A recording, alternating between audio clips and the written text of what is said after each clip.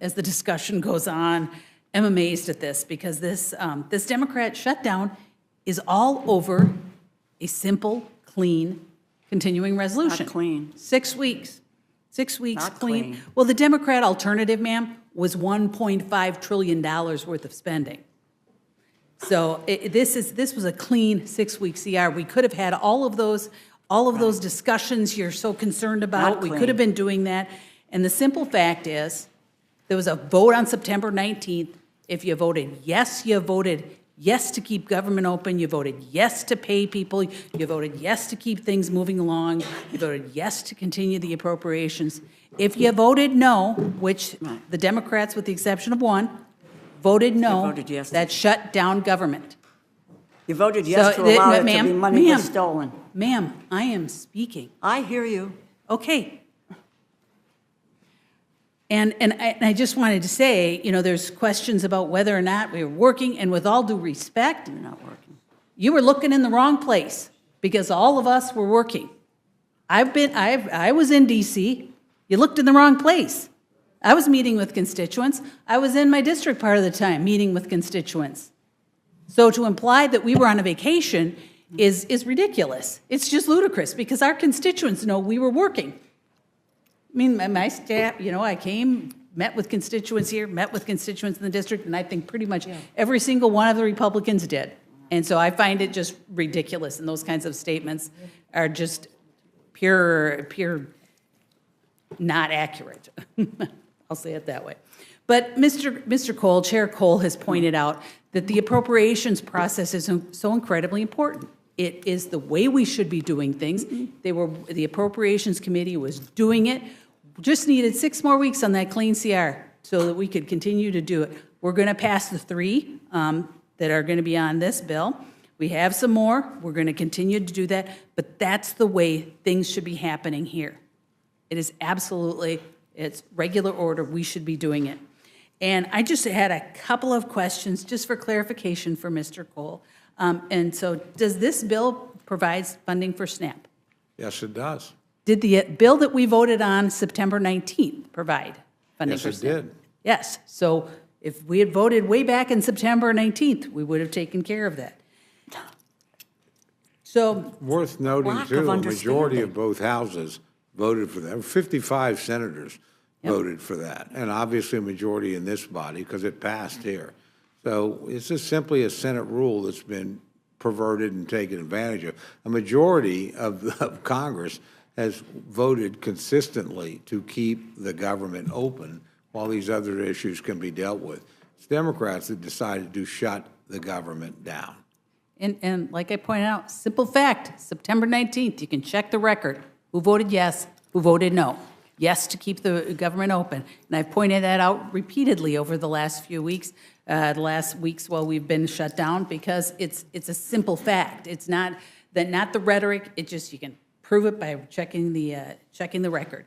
And Mr. Cole, I was going to ask you about if both of those bills, so the September 19th bill would have paid the troops. The September 19th bill would have kept the government open. The September 19th bill would have kept the funding for veterans.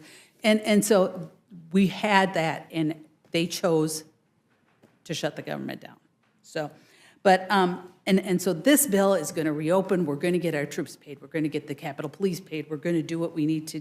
We're going to get back pay. We're going to, for the federal workers, and we are going to make sure that folks get their SNAP benefits. And so I appreciate that this has come forward, and so I would ask the other side to join us in opening the government back up so then we can have these discussions that you've been so concerned about, that you want to make sure it gets done. And I don't think that the proposals that you have actually solve the issue of increased health care insurance.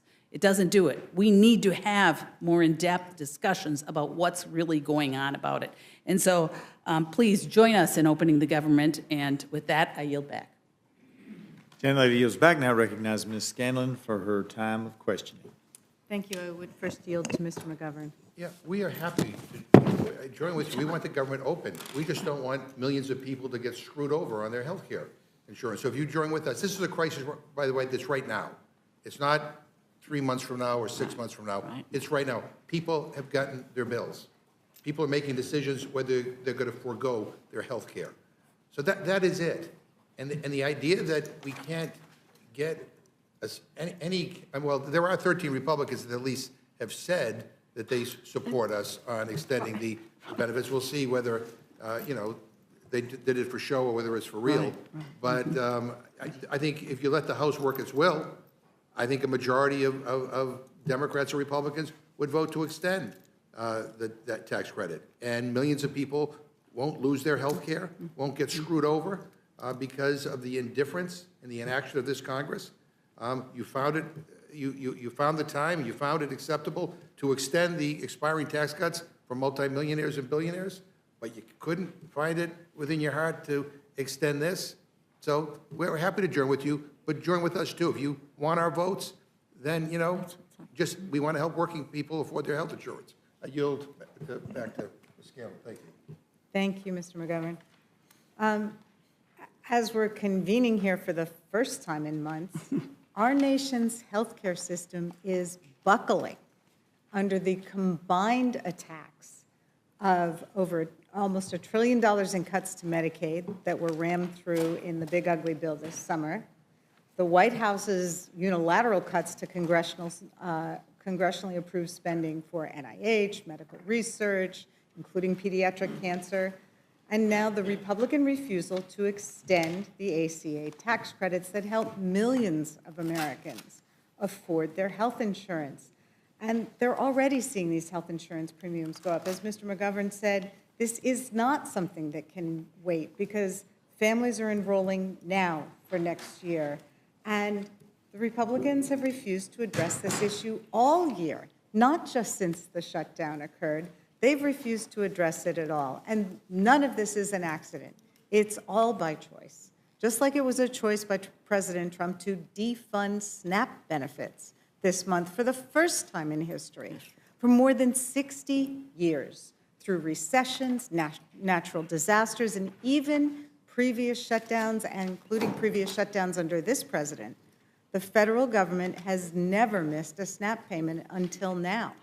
And why? Because President Trump and congressional Republicans will pick their billionaire buddies over American families every damn time. So once again, with this bill, they're choosing to let health care premiums skyrocket and causing families to lose coverage. Look, there have been 2 big tax provisions set to expire this year, and they've taken up a lot of attention. One was tax cuts for billionaires, and the second was tax credits for American families. This summer, Speaker Johnson called us back to D.C. when we were supposed to be home for the 4th of July weekend because it was an emergency to pass this big ugly bill which extended tax cuts for billionaires. But when it came time to extend tax credits for millions of Americans to help them afford health care, Speaker Johnson sent the House home for almost 2 months. And he won't commit to having a vote on those health care credits even after the government reopens. And again, that's a choice. For the last 42 days, while the Speaker has made clear that he has no interest in negotiating with Democrats to produce a bill capable of passing both houses, his job isn't just one house. It has to be able to pass both houses. While he's been refusing to do anything, the White House has been working overtime to use the shutdown to inflict as much pain as possible on the American people, particularly the most vulnerable of our neighbors. And again, that's a choice. The White House chose to try to fire more than 4,000 federal workers. That's a choice. The White House has threatened to withhold back pay to federal workers despite a 2019 bill that would prevent that. That's a choice. This White House chose to withhold SNAP benefits for 42 million Americans. It has pressured states not to advance those benefits. It has threatened grocers with penalties if they offer discounts to struggling SNAP beneficiaries. It has defied court orders to fund SNAP benefits, and it has appealed every one of those decisions every step of the way. Those are all choices, and again, never before has an administration blocked SNAP benefits. They have always tried to make sure those go out because the funding, in fact, is available. But this is what happens when governing becomes a game. And games are exactly what this Trump administration has played with SNAP and with the American people during this shutdown. Millions of families have spent a couple weeks struggling to feed their kids because of this White House's deliberate choices. The human cost of this Republican shutdown and this budget proposal are staggering. And behind every number are kids and veterans and seniors all across America who are going to pay for these choices. Ranking Member DeLauro, I had a couple questions for you. First of all, just to go back, the chair and Mr. Cole have said that this CR funds the federal government at the same levels as during the Biden administration. Does that mean that it fully funds the Consumer Protection Finance Bureau? No, it doesn't. It doesn't go back to USAID. Okay. I can go chapter and verse on programs that are not there. $410 billion terminated, delayed. Okay, so it doesn't fund the No, Department of it's not. Education? No. No, and it doesn't fund USAID? You got it. And it doesn't fund the Corporation for Public Broadcasting? No way. And it doesn't fund all those NIH research grants that have been cut? But cut, absolutely Okay. cut. How about the CDC, the- FDA, Okay. a whole 9 So yards. it is not the same bill? no. And they have allowed for the president and for Russ Vought, an unelected bureaucrat, to really steal appropriated funds, and the CR does nothing about that. It gives them carte blanche to continue to do the same thing, which anybody who serves on an appropriations committee, quite frankly, needs to understand what role we have. Well, That is our role. And if the president wants to take it away from us, we need to fight like hell to make sure that they're done. Any president. some would say that is something else that Congress could have been doing over the last 2 months, is protecting its right to Right. allocate funding. With respect to the SNAP benefits, does this CR that they're pushing through now, does that guarantee reimbursement to the states for funds they may have advanced? No, it does not. Okay, and the White House is fighting them about those funds. That's is right. that Well, the White House is saying, take back the money that you've given to people. My state of Connecticut, when the court said, get it all out, we did it. Right. And now they're telling Governor Lamont that he has to go back and get that, go get that money. We It's really saw the same extraordinary. thing in Right. Pennsylvania. Has Right. any administration before this ever Never. tried to prevent No. states from helping their No, it's happened in the past, and they have been reimbursed. And they have been reimbursed. That's what I It's thought. the first time that really food and it's been used as a political weapon to deprive people of food, which is actually what's happened here. Okay. Would the bill under consideration here, would it make SNAP payments mandatory in the future? No, well, in the agriculture bill, this is, let me just take 1 second to explain. We passed the last go-round where we had money for SNAP, which is mandatory funding. We then do a contingency fund there, and the president, actually President Trump, he signed the bill into law in March, which provided for $3 billion for the contingency fund. Biden had done it, before, so there's $6 billion in the contingency for an emergency. So to say that the government had to open before those is really misinformation, and quite frankly, it's a lie. It's a lie. But in the bill that's there, the agriculture bill, there is the money for SNAP, and yes, there's a $6 billion contingency fund. Okay. Whenever we have a big bill like this, there are things that crop up in it, and one of the corrupt Easter eggs in the text of this bill is that it would allow certain senators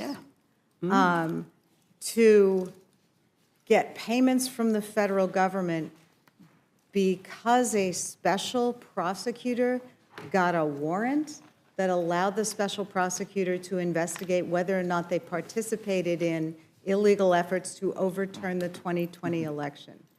Is that an appropriate use? Well, first of all, it doesn't appropriation belong. funds? Speaking of things that don't belong in an appropriations bill, this certainly doesn't. But, as I mentioned in my remarks, that this is really egregious.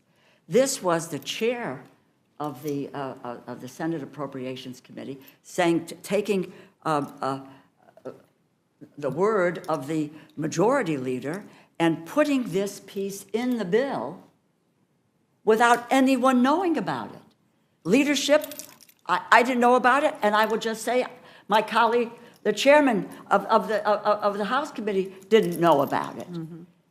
And the issue here is what the results of that is to allow, there's 7 or 8 people involved here that, and again, whether or not you believe what happened on January 6th, my God, how the heck can we just airdrop this stuff in the bill with no one knowing on it? But the price tag is potentially $8 million to pay off senators.